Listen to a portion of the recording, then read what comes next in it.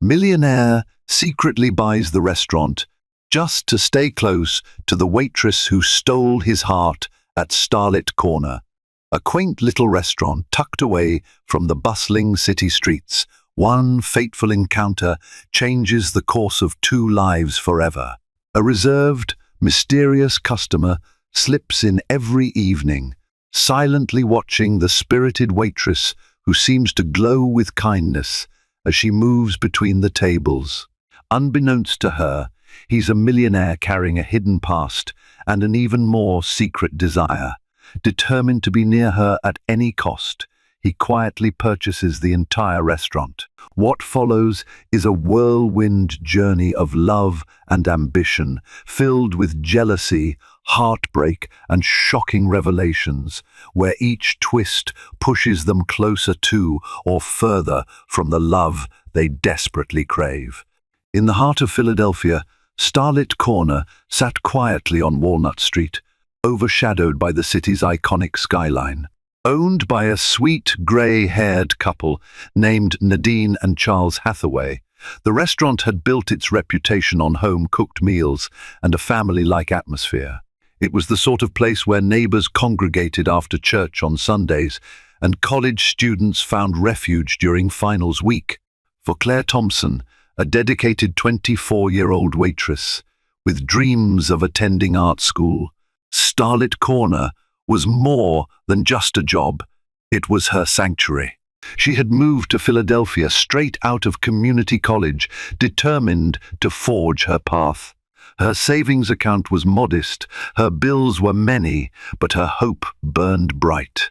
Art was her passion, and she clung to every tip, stuffing the crumpled bills into her art fund jar at home. From the moment she donned her apron in the morning, Claire poured her heart into every customer interaction.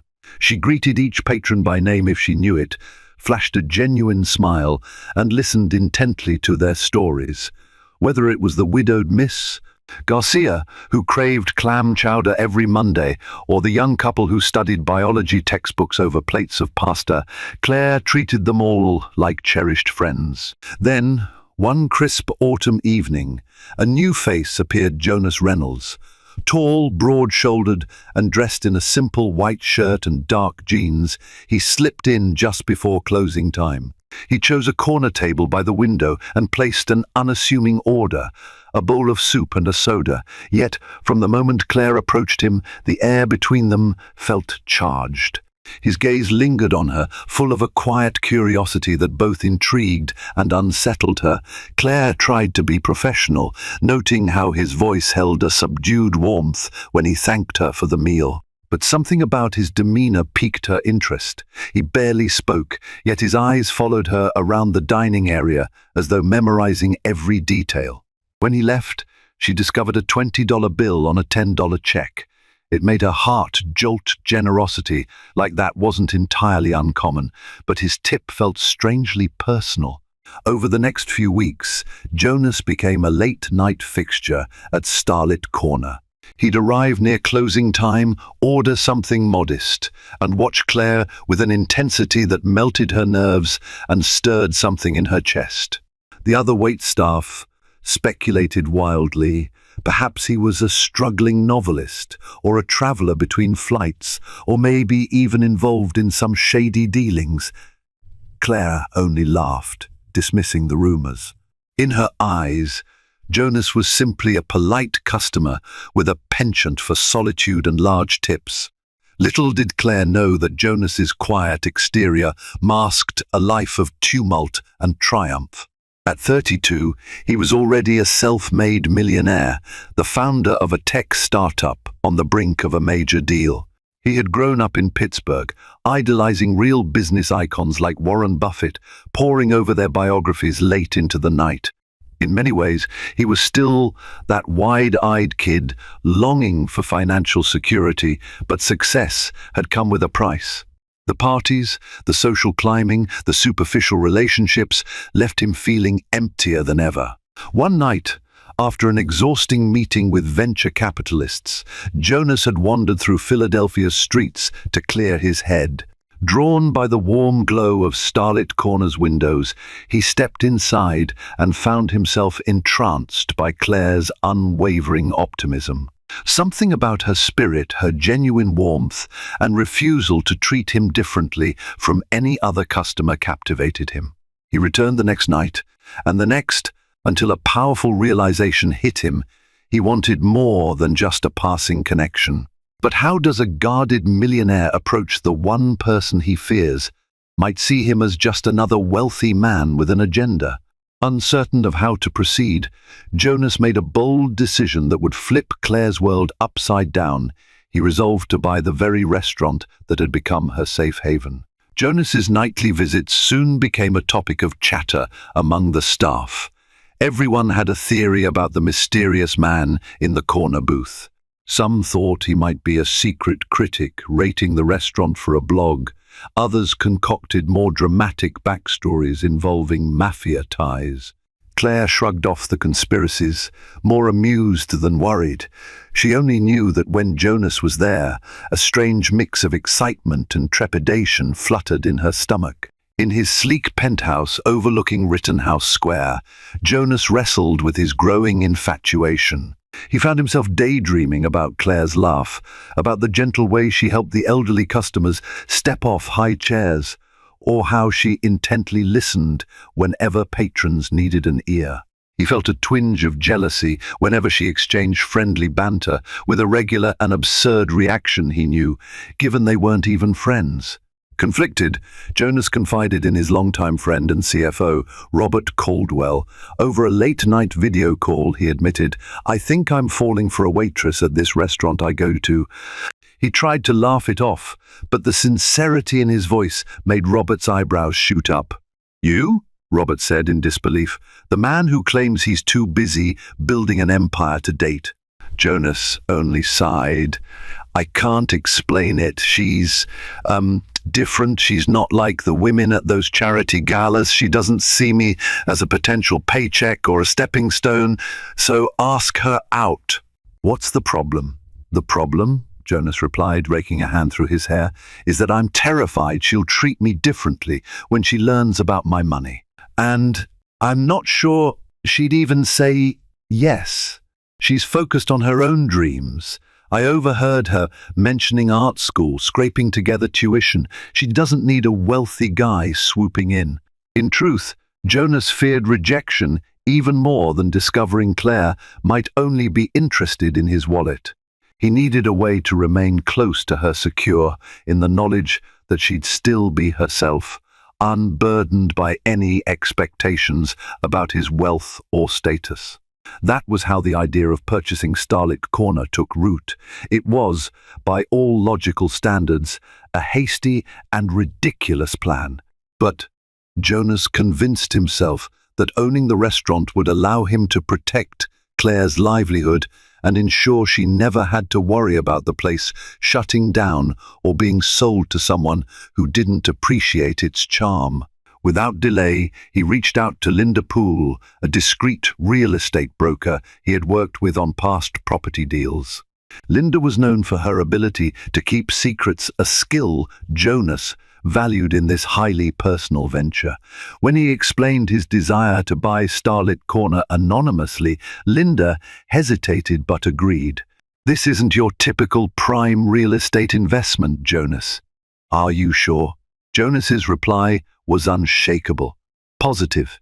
Linda soon discovered that Nadine and Charles Hathaway were indeed considering retirement.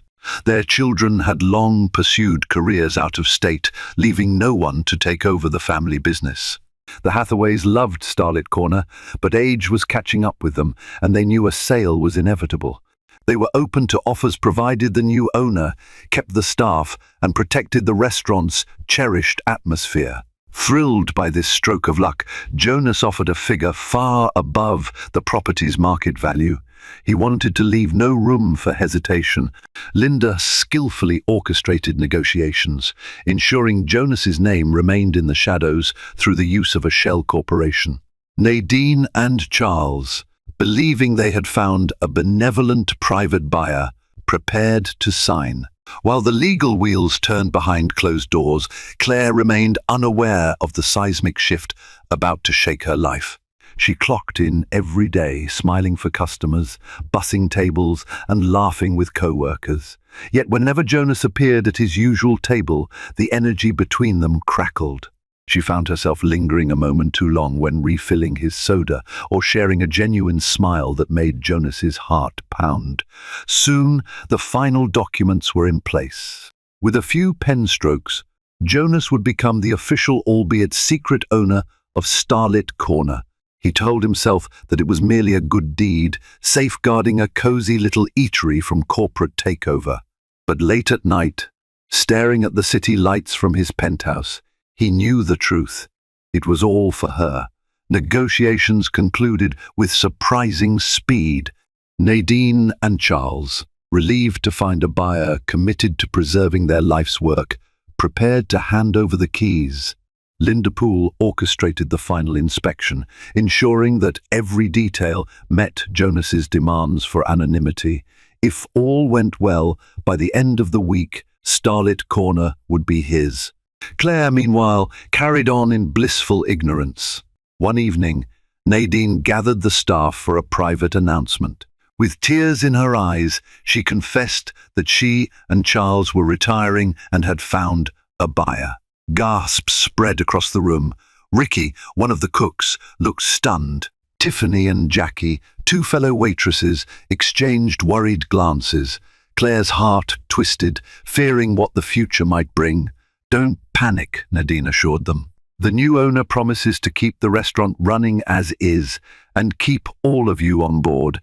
A cautious wave of relief followed. Still, the staff clamored for more details. Could they meet the mysterious buyer? Would the menu stay the same?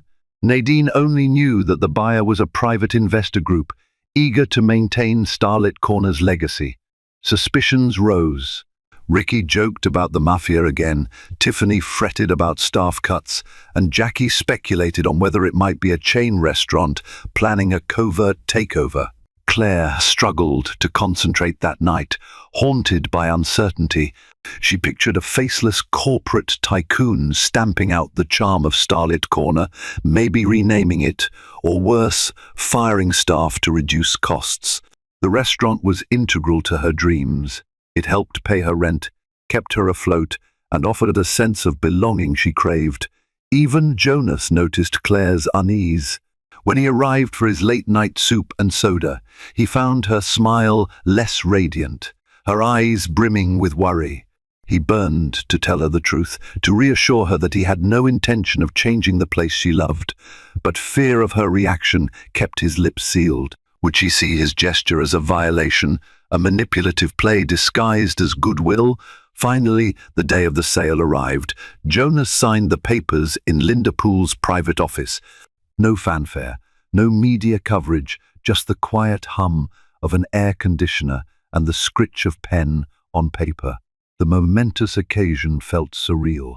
With a single signature, Jonas became the owner of Starlit Corner, a restaurant he'd known for only a handful of weeks, but cherished more than most of his previous acquisitions. That evening, he slipped into Starlit Corner near closing as usual. Claire greeted him, still in the dark about the bombshell that had dropped. The staff suspected the sale was finalizing soon, but they had no idea the unsuspecting man in the corner was behind it all. As Claire refilled his glass, he cleared his throat. "Claire, can we talk?" Her eyes held gentle curiosity. "Sure. Let me finish up and I'll be right over." A few minutes later she approached, setting aside her tray. Jonas's heart pounded. This was it, the moment he would tell her. He cast a quick glance around.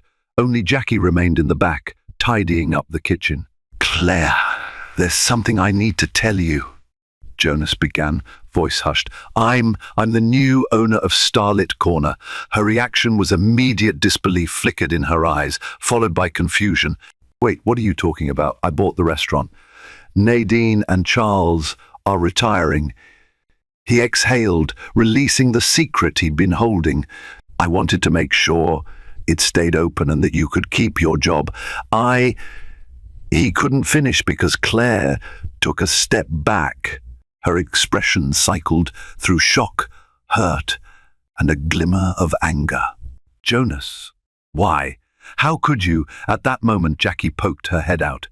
"Everything okay?" she asked warily. Jonas forced a thin smile. "We're fine, Jackie. Just finishing up." But Claire was far from fine. Her thoughts raced, the lavish tips, the lingering stares, the hush-hush sale. It all felt manipulative, even if she sensed Jonas's genuine affection. Suddenly, she wasn't sure what to feel: gratitude, betrayal, or something in between. Jonas stood, nervously gripping his coat. "We can talk more tomorrow if you'd like. I just didn't want you to find out from someone else." Without waiting for a response, he left, leaving Claire frozen in the hush of the closing restaurant. She sank onto a nearby stool, her mind swirling with questions. Was this a grand romantic gesture or an invasion of her cherished space? She didn't know. But one thing was certain: her life at Starlit Corner would never be the same. The next morning, tension hung in the air like a brewing storm. Word had spread. Jonas Reynolds, previously just that quiet guy who tipped well, was, in fact, the new owner. Whispers ran rampant among the waitstaff. Ricky griped about how millionaires bought everything in sight, while Tiffany openly worried about job security. Jackie cast Claire sympathetic looks, aware that this shift affected her the most. Claire arrived for her shift feeling off kilter. She had barely slept, replaying Jonas's confession in her head. Part of her was touched. Jonas had stepped in to save the restaurant from an unknown future, but she also felt blindsided and maybe just a bit used. Did he think he could buy her affection by purchasing the place she loved? After the breakfast rush, Jonas called a quick staff meeting. Nadine and Charles stood beside him, trying to quell everyone's nerves. He spoke in a calm, measured voice. "I know this is a surprise. I promise I'm not here to uproot everything you've built. Nadine and Charles created something special. My goal is to maintain that and maybe enhance it. No staff changes, no drastic menu alterations, no rebranding." Nadine and Charles smiled, relieved, while the employees applauded hesitantly. Claire lingered at the back, arms folded. She clapped politely but kept her gaze lowered. When the meeting adjourned, the staff dispersed and Jonas headed directly for Claire. "Can we talk in private?" he asked, voice subdued. She led him to a quiet booth in the corner, ironically, the same booth he always chose. Sliding in opposite each other, they locked eyes. Claire forced herself to speak first. "Why didn't you tell me sooner?" Jonas glanced down. "I was afraid of how you'd react. I was worried you'd think it was creepy, or that I was stepping on your independence." She folded her hands on the table. This place is important to me, Jonas. I want to trust you, but it feels like you took that decision away, like you made this huge choice that affects all of us without giving me a heads up." His eyes flickered with regret. "I'm sorry. I truly didn't mean to hurt you or anyone else here. I only wanted to ensure your job was safe. I've seen so many places like this, swallowed by chains. I couldn't stand by and watch that happen, especially knowing how important it was to you." Claire let out a slow breath. "Okay, maybe I can understand that. But you have to promise transparency from now on. No more secrets. If you want to run this place, talk to us. Talk to me." Jonas nodded vigorously. "Deal. I'll be an open book." She managed a small smile, feeling some of the weight lift from her shoulders. Their conversation was interrupted by the lunch crowd trickling in. Claire stood to resume her shift, still grappling with her conflicting emotions. Jonas also rose, sliding out of the booth and quietly taking a spot where he could observe the flow of operations without intruding. As the lunch rush peaked, Jonas jumped in where needed, assisting Ricky with a heavy food delivery, greeting a few customers with polite warmth, and even wiping down tables when they were short-staffed. Slowly, he revealed himself to be more than just a standoffish millionaire. He was hands-on, thoughtful, and genuinely interested in ensuring the restaurant ran smoothly. Yet not everyone was swayed. Tiffany, who had always harbored a streak of jealousy toward Claire's rapport with patrons, spread rumors that Claire was involved with Jonas. Snide remarks followed. No wonder she got the big tips. Claire caught these whispers, but shrugged them off, reminding herself that gossip always thrived in a place where people worked closely. By closing time, Claire felt mentally and emotionally drained. She spied Jonas tidying up some receipts at the front counter.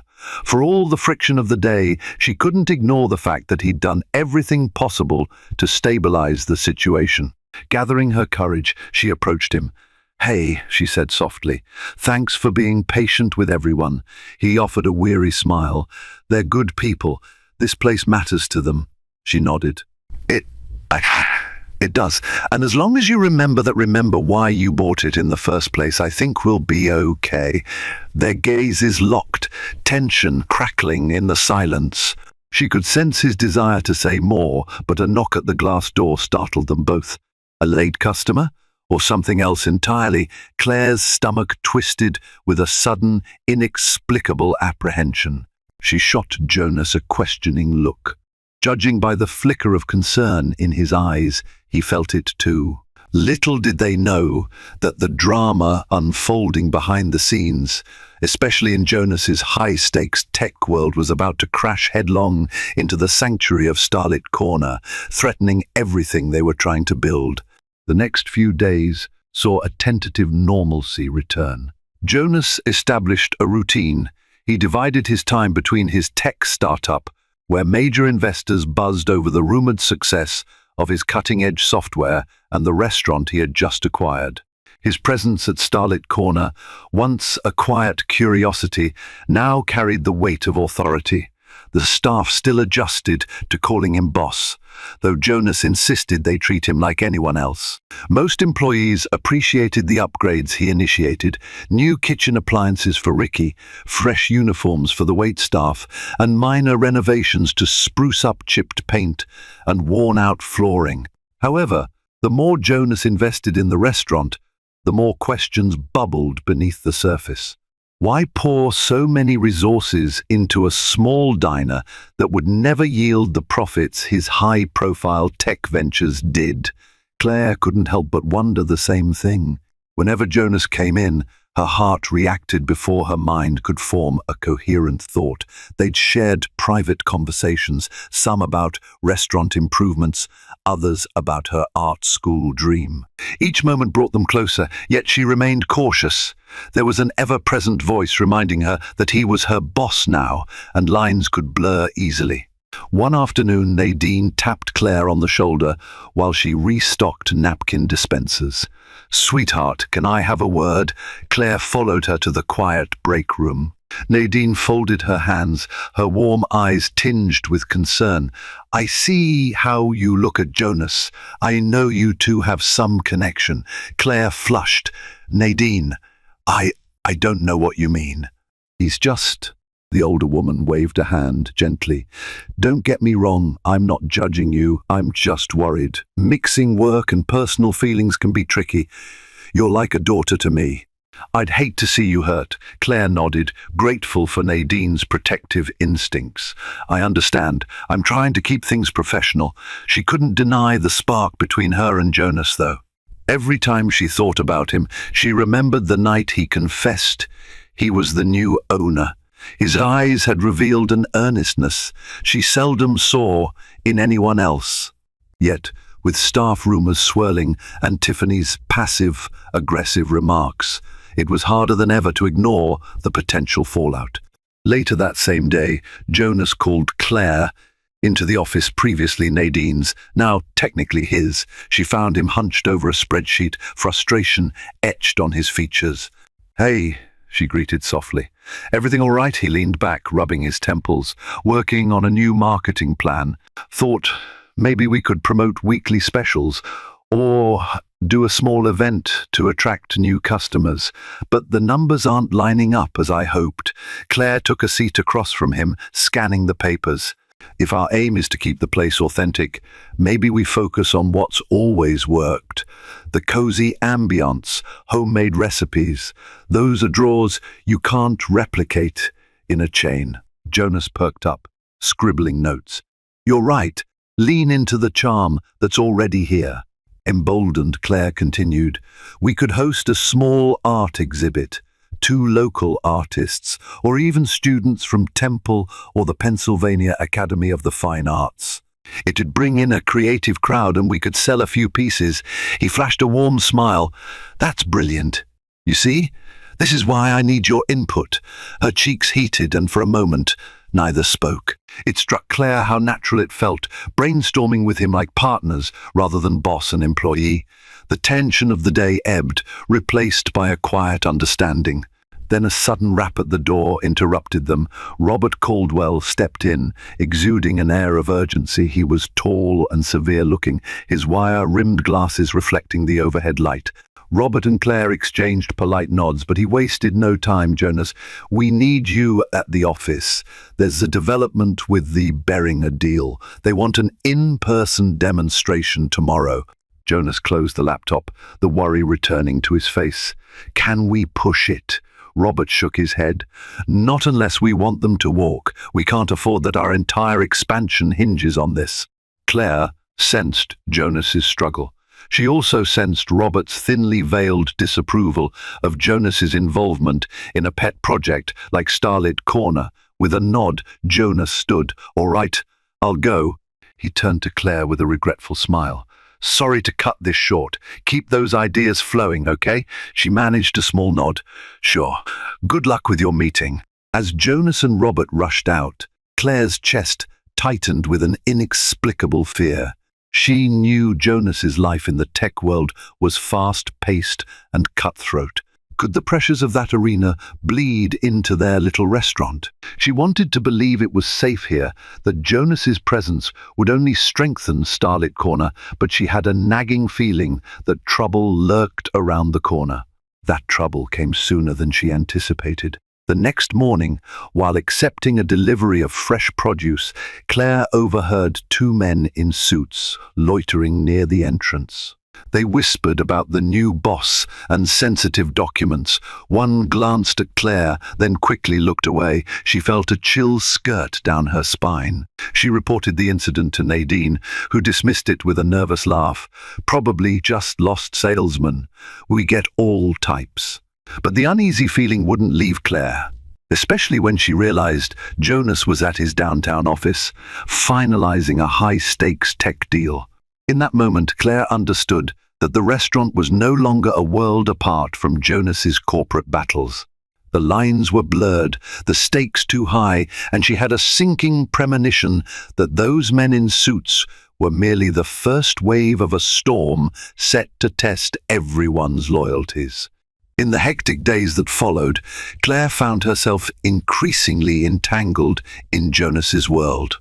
He called her between investor meetings to check on the restaurant, to ask her opinion on decor, or simply to hear her voice.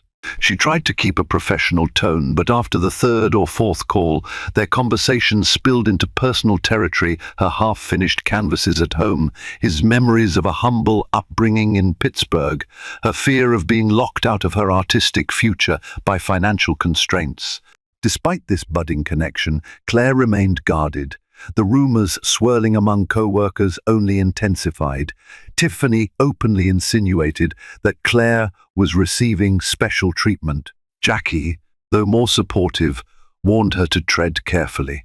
At least Ricky didn't seem to care. He was thrilled about the improved kitchen appliances and new recipes Jonas agreed to fund. One grey afternoon, while Jonas was away at a conference, Claire decided to stay late to catch up on her painting. Nadine, noticing Claire's fatigue, urged her to lock up by 9 o'clock. You work too hard, sweetheart, Nadine chided. Get some rest. Claire promised she would, but her mind buzzed with creative ideas. After everyone left, she retrieved her portable easel from her car and set it up in the dining area, near the soft glow of the neon sign outside. For the next hour, she lost herself in brushstrokes, capturing the flickering city lights on canvas. Art was her solace, her meditation. So absorbed was she that she didn't notice Jonas slip in through the front door. He froze, watching her in quiet awe as she swept colour across the canvas with sure, graceful movements. Eventually, she sensed his presence and nearly jumped out of her skin. "Jonas, you scared me." "Sorry," he said, raising his hands apologetically. "I didn't mean to sneak up on you. I was coming by to pick up some paperwork. Didn't expect to find you here." He moved closer, studying her painting. That's really beautiful," he murmured. It was a vibrant interpretation of Philadelphia's skyline, with a swirl of blues and golds. "You're talented." Warmth spread through Claire at his praise. "Thanks," she replied, her heart fluttering in a maddening way. "It's just a rough sketch." He crouched beside her, transfixed by the canvas. "Rough or not, you have a gift." His voice softened. "Why not apply to that art school sooner, if it's what you really want?" She sighed, setting her paintbrush down. "Tuition's expensive. I refuse to drown in debt, so I wait tables to save as much as I can." Jonas lowered his gaze, caught in a moment of indecision. She could almost see him fighting the urge to offer financial help. "Instead," he said, "I admire you for doing it on your own terms." They locked eyes, a gentle hush binding them together. Then, without warning, the door behind them burst open. Tiffany, returning because she'd forgotten her phone. She stopped cold, eyes darting between Claire and Jonas on the floor, the easel, the charged silence. A smirk curled on her lips, and she arched an eyebrow. "Am I interrupting something?" Heat flooded Claire's cheeks. Jonas stood, clearing his throat. "We were just talking. Claire's finishing up her painting." Tiffany shrugged. "Right. Well, don't let me stop you two." She retrieved her phone from behind the counter, casting a pointed glance over her shoulder as she left. The unspoken implication hung in the air. "She thinks we're together," Claire realized with a twinge of embarrassment. Claire began to pack up her art supplies. The moment shattered. Jonas sensed her tension and gently laid a hand on her shoulder. "Claire, don't worry about what she thinks." She mustered a faint smile. "I know, she's already spreading rumors." "She can talk all she wants," Jonas said, voice soft but firm. "I care about what you think. Are you okay with us this closeness? If it bothers you—" "No," she blurted, surprising even herself. "It doesn't bother me. I just don't want it complicating my job or your ownership of this place." He nodded, understanding etched on his face. "I get it. We can be discreet." She exhaled, fighting the swirl of emotions. Maybe that's best for now. They shared a final look that was equal parts longing and restraint. Claire lugged her easel out to her car, and Jonas locked up behind them. Despite the awkward interruption, she couldn't ignore the warmth emanating from his every word. How he really seemed to see her not just as an employee or a pretty face, but as a person with dreams and fears. But the complexities of their situation loomed larger every day. Claire was no stranger to heartbreak. She'd heard cautionary tales of boss-employee romances. Still, as she drove home that night, replaying the moment when he admired her painting, Claire allowed herself a small flicker of hope. If only hope were enough to stave off the threats lurking beyond the restaurant's cozy walls, threats tied to Jonas's cutthroat tech empire, where rivals and deal-breakers abounded. Little did Claire know that danger was about to creep into Starlit Corner in a way that would test them both more than ever before. Friday arrived with a burst of autumn sunshine, and Claire ended her shift on a strangely optimistic note. Jonas had asked if she'd join him for coffee at a nearby cafe after she clocked out an innocent request, but one that set her heart racing. They agreed to meet away from Starlit Corner to avoid fueling rumors. Nervous butterflies fluttered in her stomach all day. The late Lunch crowd waned around 3 p.m., leaving only a few stragglers. Claire was wiping tables when Jackie called out, "Claire, could you cover me for a second? I need to check the back storage." "Sure," she replied, moving to the hostess stand. As she arranged menus, the front door swung open. She glanced up, expecting a customer, but her heart skipped when she saw the uniformed police officers stepping inside. One of them, Detective Harmon, recognized Claire immediately. "Afternoon, miss. We're looking for the owner." Her pulse jumped. "Jonas, he's not here right now. Is something wrong?" The detective's expression was grave. "We received a report of a possible break-in attempt last night. The alarm system tripped after closing, but by the time patrol arrived, the doors were locked and nothing seemed out of place. The new security logs indicate someone tried to breach the office door." Claire's stomach twisted. She hadn't closed the restaurant the previous night Nadine and Charles had. Was anything stolen? "We're not sure yet," Harmon replied, glancing around the dining area. "We wanted to speak with Mr. Reynolds about upgrading security. Given some external factors surrounding his other business ventures, we suspect this might not be random." She felt a cold chill. Jonas had mentioned receiving vague threats at his tech company, but she'd brushed it off as normal corporate rivalry. Could it be that those threats were escalating? "Jonas should be back soon," Claire managed, her voice quivering. "I'll let him know you came." Detective Harmon nodded, handing her a business card. "Tell him to call me. And in the meantime, if you or any of the staff notice anything unusual, strange phone calls, suspicious activity, dial 911 immediately." After they left, Jackie approached with wide eyes. "Claire, what on earth was that about?" She swallowed, forcing a reassuring smile. "Just the police being cautious." The rest of the afternoon dragged on in a haze. Claire's excitement about meeting Jonas later was tainted by this unsettling news. She tried to focus on her tasks, but a gnawing unease lingered. At last, her shift ended. She grabbed her coat and headed out, finding Jonas already waiting in his black sedan by the curb. He flashed a grin that faded the moment he noticed her troubled expression. "Hey, what happened?" She slid into the passenger seat, inhaling sharply. Two officers came by Detective Harmon. They said there was a break-in attempt last night. Something about your business dealings possibly being involved. Jonas's hands tightened on the steering wheel. This is getting out of hand. He took a measured breath and started driving. "I'll call Harmon. Let's talk about it after coffee. Okay?" She nodded, the tension rolling off him, only adding to her worry. They drove in silence to a quaint cafe known for its homemade pastries. Claire led Jonas to a small table in the back, away from prying eyes.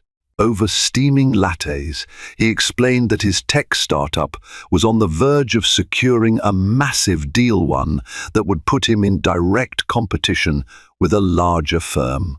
"I've been getting anonymous threats," he admitted, swirling the foam on his latte. "Emails telling me to back out or risk sabotage. At first, I brushed them off as empty scare tactics, but now..." He trailed off, and Claire reached out, covering his hand with hers. "You think they're targeting Starlit Corner to get to you?" He nodded grimly. "It's possible. They must have discovered my connection to the restaurant, especially after the sale was finalized." Claire's voice wavered. "But this place, it's supposed to be safe. It's supposed to be ours." His gaze softened. "I'm sorry, Claire. I never intended to bring that world here." He squeezed her hand. "I'll call in more security. Talk to the police. We'll do whatever it takes to keep everyone safe." They fell silent, the hum of cafe chatter swirling around them. Claire felt torn, relieved that Jonas was taking steps to protect the restaurant, yet uneasy that such measures were necessary. Outside, the sky had darkened with an approaching storm, mirroring the dread in her heart. When they finished, Jonas walked her to her car. The moment felt painfully short and overshadowed by the looming threat. He hesitated, then pulled her into a gentle embrace. She closed her eyes, allowing herself a second of warmth against the chill reality. "Thank you for standing by me," he whispered against her hair. "I'll make this right." She nodded, throat tight. "I know you will." Little did they realize the shadowy forces gathering strength. By the time Jonas called Detective Harmon later that night, it was already too late.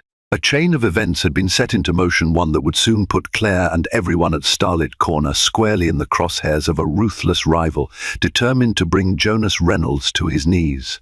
Dark clouds swarmed overhead the following day, rain hammering the streets of Philadelphia.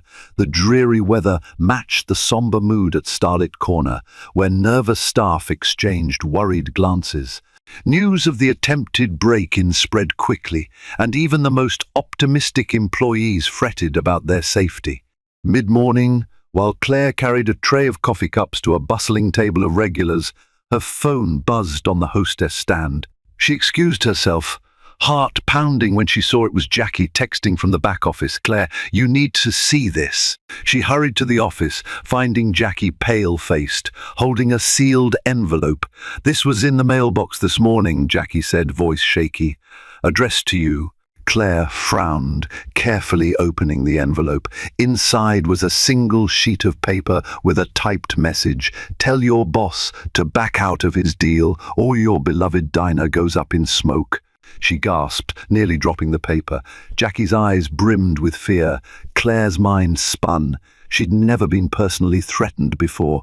Her first instinct was to call Jonas, but she knew he was in an important investor meeting. Summoning courage, she took the note to Nadine and Charles, who immediately insisted on calling the police.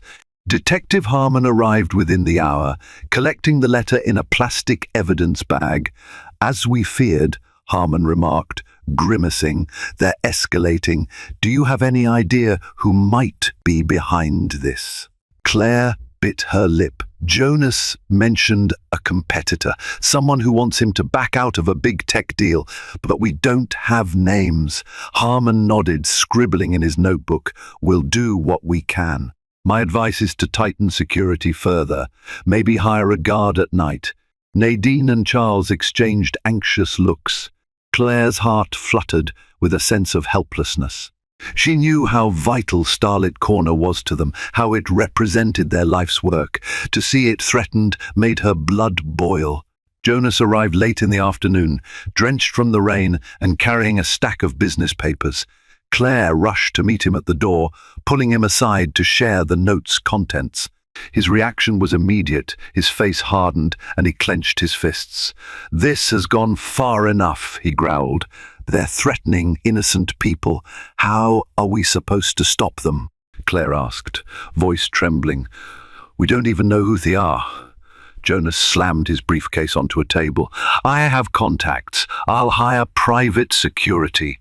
We'll upgrade everything: cameras, alarm systems, even get someone to patrol the perimeter overnight."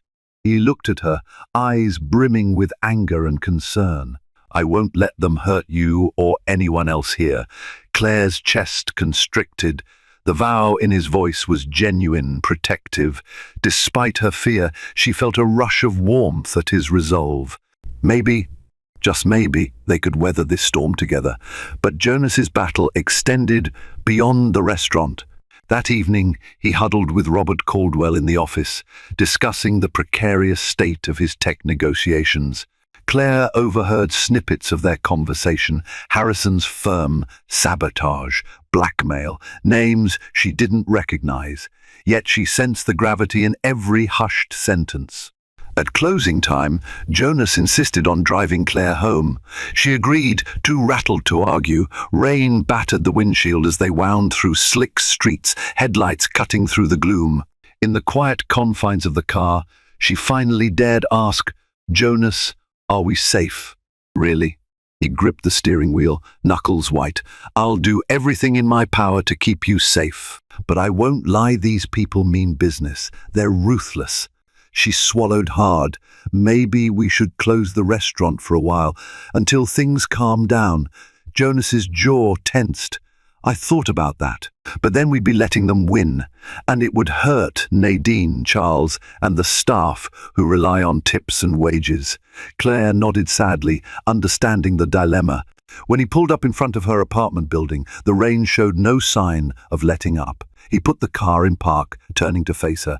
"Claire," he said softly, "I know I've complicated your life. If you want space, or to quit," she cut him off, her hand finding his in the darkness of the car. "Don't even think about that. Starlit Corner is like my home. And," she paused, heat flooding her face, "you matter to me, Jonas." He exhaled, lifting her hand to his lips.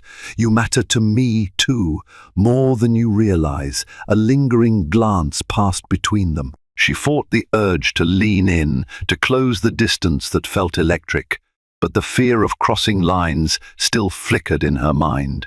At last, she whispered goodnight and dashed through the rain to her door, leaving Jonas to fight battles in both the tech world and the quiet diner they both cherished.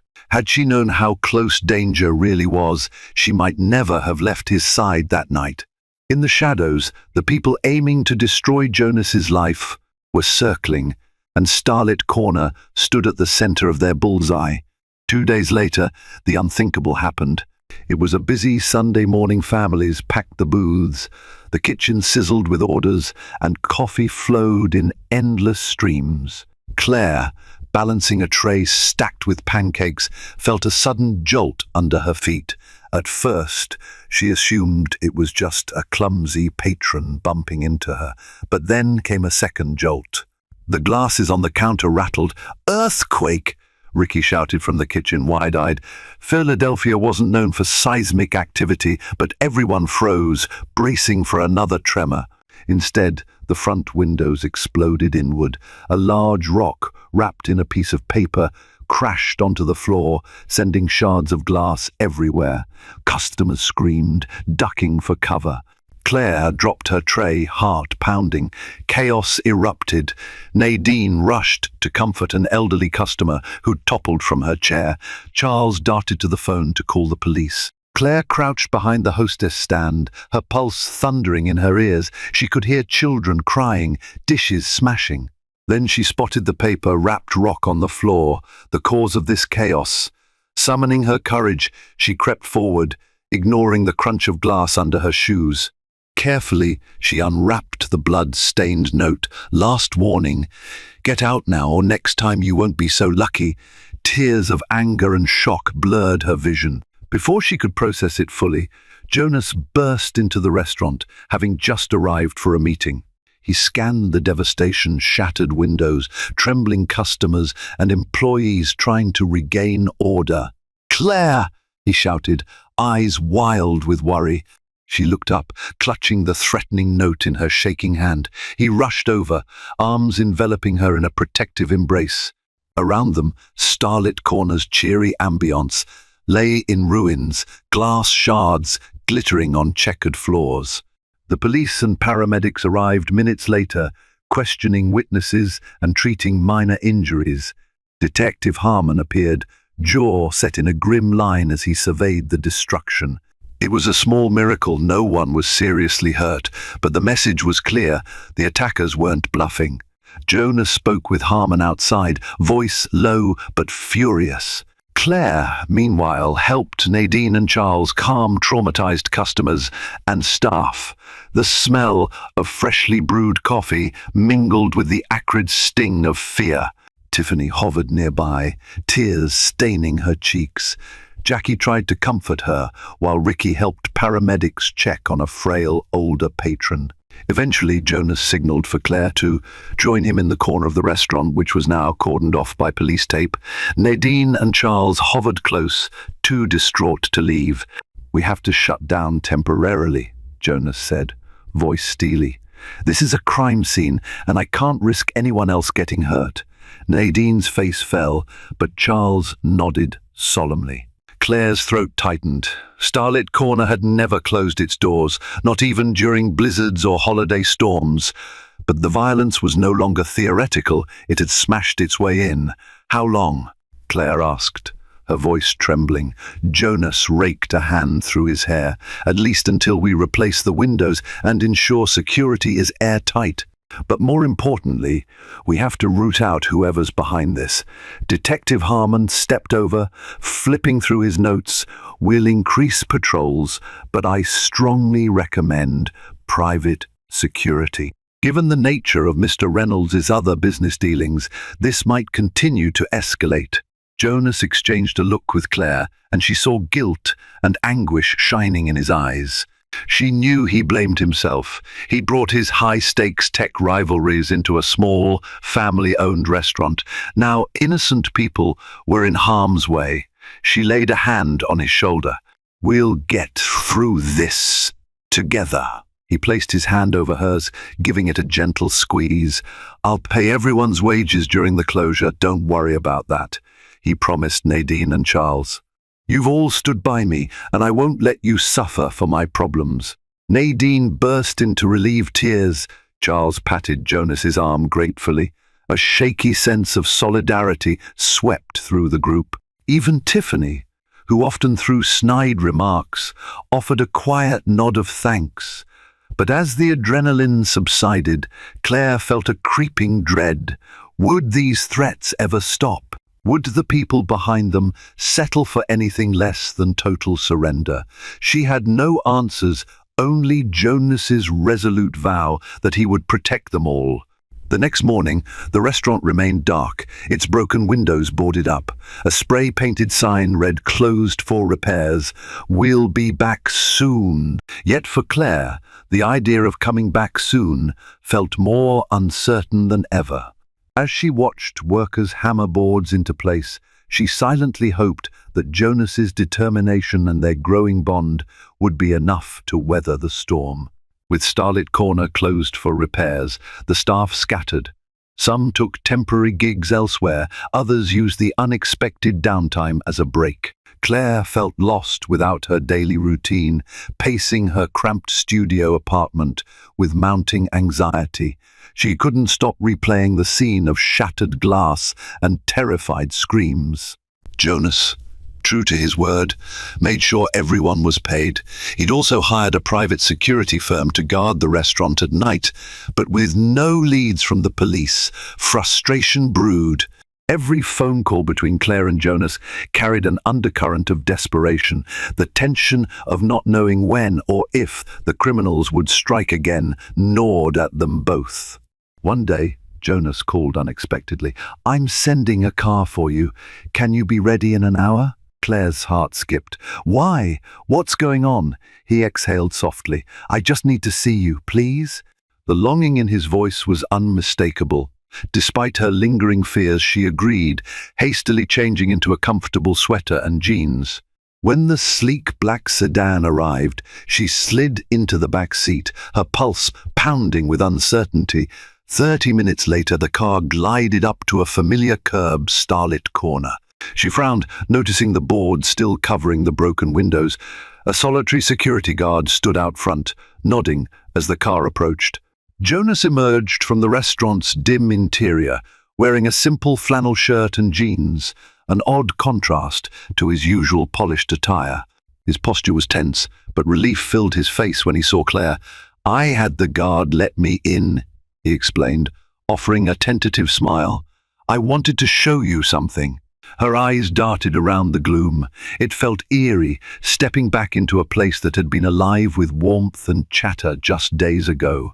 Now it lay silent, except for a few scattered chairs and the hum of a fridge in the kitchen. Jonas led her to the corner booth where he'd first confessed his ownership.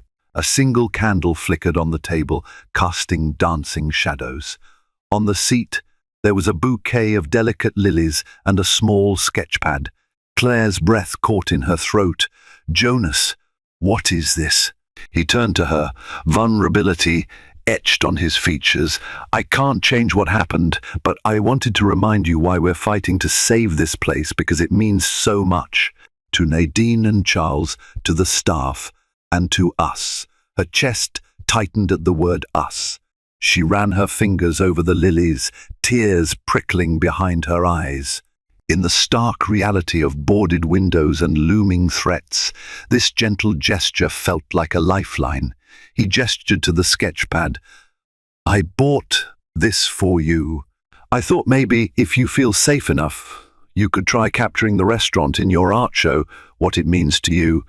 So we never forget why it's worth saving." Emotions swelled in her: gratitude, love, fear, and the ache of uncertainty. Without thinking, she stepped closer, wrapping her arms around his waist. Jonas stiffened, then enveloped her in a warm hug. She rested her head against his chest, listening to the thud of his heartbeat. "Thank you," she whispered, clinging to him, "for not giving up on Starlit Corner. Or on me." He pressed a soft kiss to the top of her head.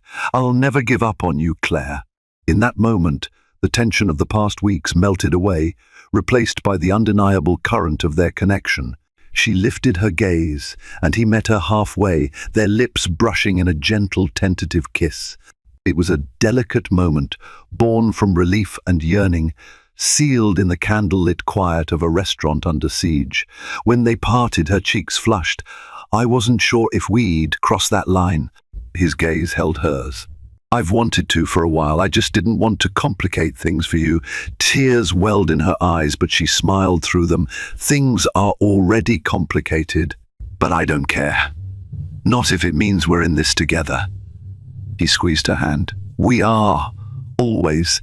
They spent the next hour sitting side by side in the booth. Claire opened the sketchpad, letting her pencil dance across the pages. Jonas watched in fascination, occasionally describing his own vision for the restaurant once it reopened: local art displays on the walls, live music nights, maybe even a small scholarship fund for aspiring artists like Claire. For the first time in days, hope flickered. The future felt less daunting, as if their love could somehow shield them from the storm raging outside. And yet, at the back of Claire's mind, the warning still lurked. The people who smashed the windows and hurled threats wouldn't simply vanish because she and Jonas found each other's embrace. Before they left, Jonas turned off the single candle, plunging the restaurant back into darkness. He paused, taking one last look at the boarded windows and the silent tables. "We'll make it shine again," he vowed quietly. Claire slipped her hand into his, her voice firm. "Yes, we will." They stepped out into the cool night air, the security guard nodding a goodbye. As the sedan pulled away, Claire rested her head on Jonas's shoulder, letting the city lights blur into a comforting backdrop. For one fragile moment, she allowed herself to believe that love was enough to conquer any threat. Neither realized that a pair of watchful eyes tracked them from a parked car down the street, phone camera clicking in the darkness. Their every move was being monitored, their private moment recorded. And soon enough, the next blow would fall, threatening not only the restaurant, but the very bond they had just begun to embrace. The morning after that stolen evening in Starlit Corner, Claire woke to a barrage of missed calls and frantic texts from Jackie. Her heart lurched, fearing more bad news about the restaurant. Hastily, she rang Jackie back. Jackie's voice trembled. "Claire, you need to see the news. Go online." Flipping open her laptop, Claire discovered an article in a local business journal. The headline blared: "Tech mogul Jonas Reynolds in shady restaurant ownership. Source alleges personal motivations." The piece included blurred photos of Jonas kissing Claire inside the darkened diner, plus snide references to how he'd secretly purchased Starlit Corner, suggesting impropriety and a potential scandal that might affect his big tech deal. Claire felt nauseous.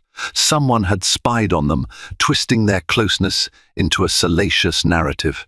As she scrolled, hateful comments piled up: accusations that she was a gold digger, that Jonas was unethical, that the restaurant was just a cover for shady transactions. Her phone buzzed again, Jonas's name flashing on the screen.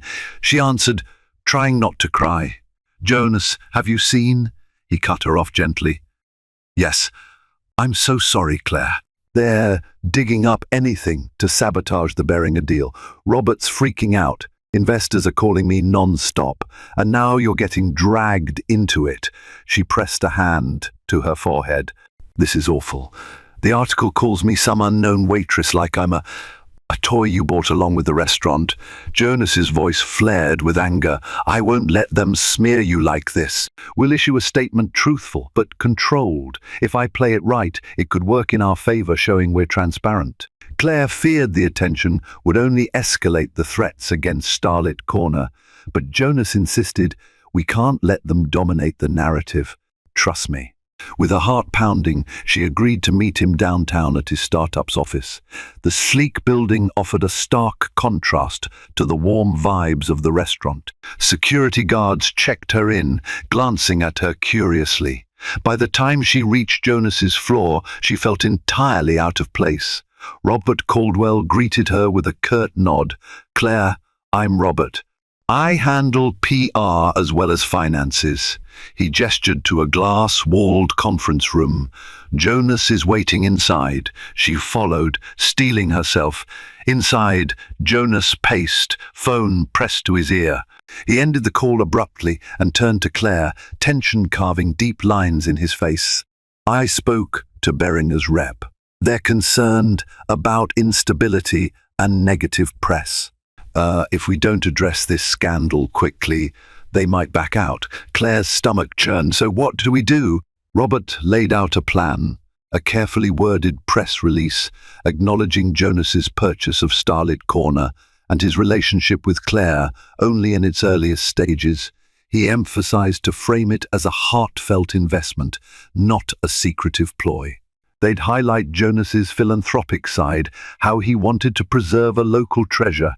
Claire was to play a limited role, mostly confirming that she wasn't coerced or seeking financial gain. The very idea of baring her private life to the media felt surreal. She glanced at Jonas, her eyes pleading, "Do I have to do this?" He took her hand, ignoring Robert's disapproving glance at the gesture. It's your call, Claire. I don't want to force you into anything. She inhaled, summoning courage. I'll do it if it means saving the restaurant and stopping the threats. Robert nodded briskly. All right, let's finalize the wording. For the next hour, Claire found herself swept into a whirlwind of corporate PR strategy, something she never dreamed she'd experience. As they deliberated language and potential Q&A points, her phone buzzed with messages of support from Jackie and Ricky. Another from Tiffany, who shockingly wrote, "Hang in there. We know you're not some gold digger." That small show of solidarity strengthened Claire's resolve.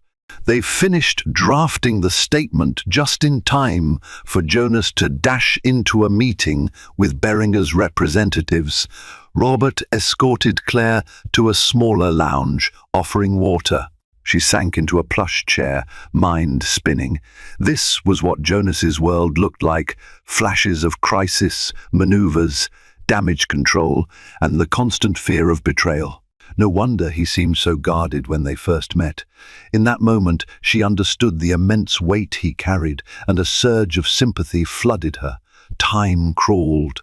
Eventually, Jonas emerged from the meeting, exhaustion etched in every line of his body. He mustered a tired smile for Claire. It's done. Beringer's taking a wait-and-see approach, but they haven't pulled out yet. The statement goes public in an hour. She approached him, resting a hand on his arm. You did it. We'll face whatever comes next. His eyes shone with a mixture of gratitude and sorrow. I hate that you're caught up in this. All I ever wanted was to protect you. She moved closer, lowering her voice. I don't need protecting from you, Jonas. I just need honesty. We're in this together, remember? He nodded, pulling her into a fleeting hug. Robert cleared his throat from across the room, reminding them of the precarious environment. Claire withdrew, cheeks flushing. The lines between personal and professional had never felt so blurred. Soon, the PR team deployed the statement, and Jonas's phone lit up with calls from reporters. Claire slipped out, not wanting to hear them dissect her life. She made her way outside, the crisp city air hitting her face. Only then did she notice a figure standing across the street, partially hidden behind a newspaper stand. Her blood ran cold. It was the same wiry man who'd confronted her weeks ago at the restaurant with threats to Jonas. He smirked when their eyes met, then disappeared into the crowd. Claire's heart hammered. She fumbled for her phone, texting Jonas a warning. "He's here, one of them, watching the building." Moments later, Jonas burst through the lobby doors, scanning the busy sidewalk. But the man was gone, leaving only a rising sense of dread. Claire clung to Jonas's arm. "This won't end, will it?" He shook his head grimly. "Not until we stop them for good." In the swirl of corporate scandal and personal threats, one truth crystallized. Their enemies were everywhere, ready to exploit any weakness. The time had come to confront them directly, or risk losing not just Starlit Corner, but each other.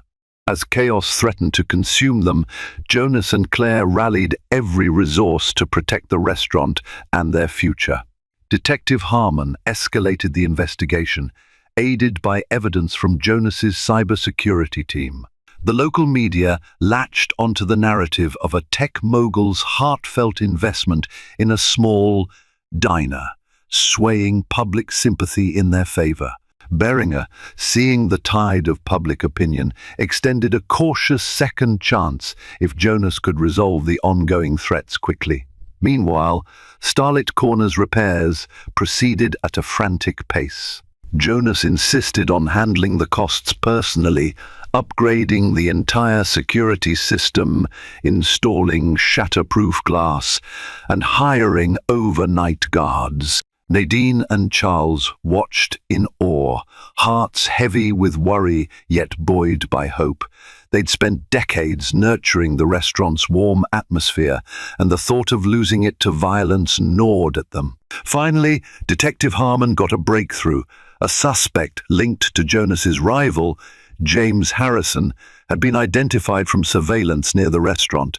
Warrants were issued, arrests made. Jonas, refusing to cower, held a small press conference outside the newly repaired diner. With Claire at his side, he declared, "Starlit Corner is more than a restaurant, it's a symbol of community and perseverance. We will not be intimidated. We will remain open to serve our neighbors, to employ our amazing staff, and to stand for what's right." Cheers erupted from the small crowd, loyal customers, staff, curious onlookers. Cameras flashed, capturing the moment Claire gently squeezed Jonas's hand. There would still be rumors, but now there was also an outpouring of public support. For the first time since the threats began, Claire felt a surge of optimism. Days later, the diner reopened with a celebratory event. Streamers and balloons adorned the entrance. A local jazz trio played soft tunes in the corner. Regulars lined up to show solidarity. Even Tiffany put on a bright smile as she served customers. The tension between her and Claire seemingly forgotten.